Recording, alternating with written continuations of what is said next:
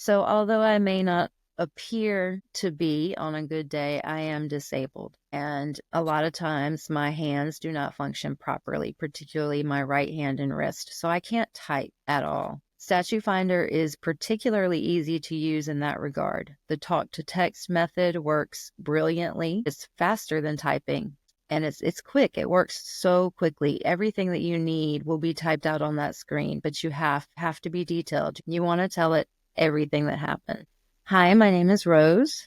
I am newly disabled. I have survived domestic violence, and I was able to use Statute Finder to my advantage. Having a disability makes things difficult for me, but Statute Finder was very easy to use. The AI software was very easygoing. I could use the talk to text method when my hands would not work. Being someone with a disability, particularly if you are a pro se litigant, and even if you're not, most judges and lawyers are not educated about the Americans with Disabilities Act or your disability rights. It can be difficult initially to get accommodations for court in order to gain equal and full access to the court. Statute Finder can help you with this. Type in detail what your disability is, what your accommodations might need to be, and it will tell you things that you may not have thought of. I would highly recommend trying that. The Americans with Disabilities Act has its own statutes that Statute Finder can pull up. It was particularly helpful for me. And had I not known, Statute Finder was very helpful in finding the statutes involved in Americans with Disabilities Act, particularly in Title II.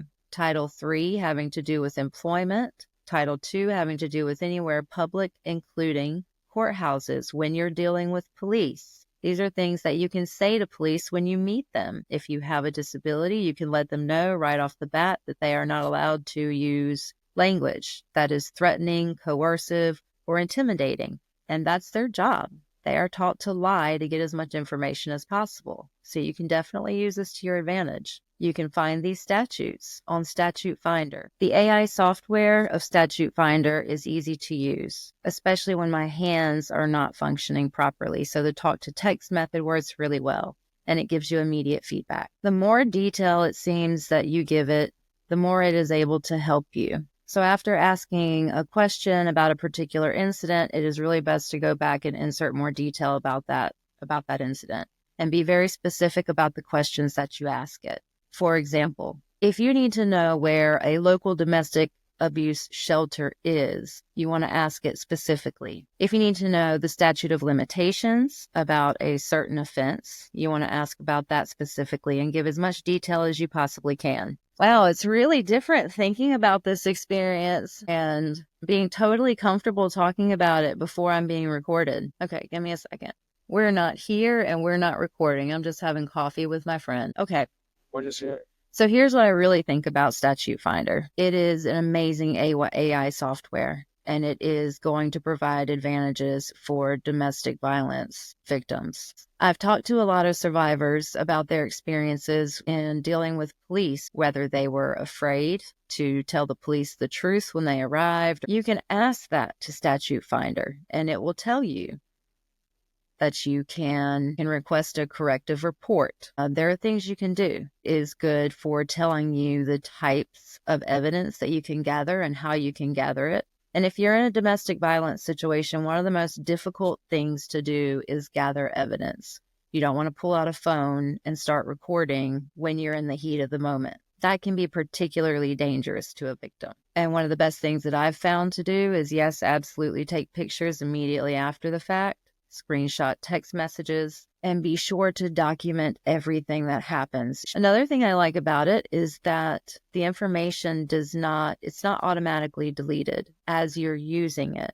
So you can scroll back up at any time. It provides links to different statutes, and that is very helpful. It's easy to find domestic violence shelters, local judicial organizations that help domestic violence victims and families. It can help you find attorneys that specialize in that particular area. I've been able to find a lot more information than I thought I'd be able to in a very short amount of time. One of the things that I found to be particularly helpful is the statutes and the statute of limitations, particularly if you are a pro se litigant, which I have been in the past. This is particularly helpful. It's difficult to navigate through judicial websites, no matter the state that you're in. It's hard to find specific paperwork that you need, motions. It's difficult to find motions that you need to file and the paperwork for those motions.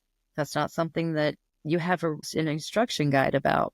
There are judicial libraries that you can go to at universities and libraries, but it takes hours to sort through that material. Statute Finder has it at the tip of your fingertips. It is that quick. You do want to cross-check your information and make sure that it's accurate and up to date for your state. But so far, what I've found with mine is that everything was, and it was very helpful to my experience. I have talked to members of my support group about Statute Finder, and they're very excited. It's relieving and motivating and warming to know that there is help out there, and it's free. It doesn't cost you anything. If you're a pro se litigant, you are particularly up the creek, and even if you're not, it can be difficult to remember that your attorney works for you. And whatever statutes you want mentioned or crossed, you can find them. It allows you to kind of cross-check your attorney and make sure that they're doing their job properly and to the fullest ability. I think that's really important. If it weren't for Statute Finder, I wouldn't have known that you can do a corrective report.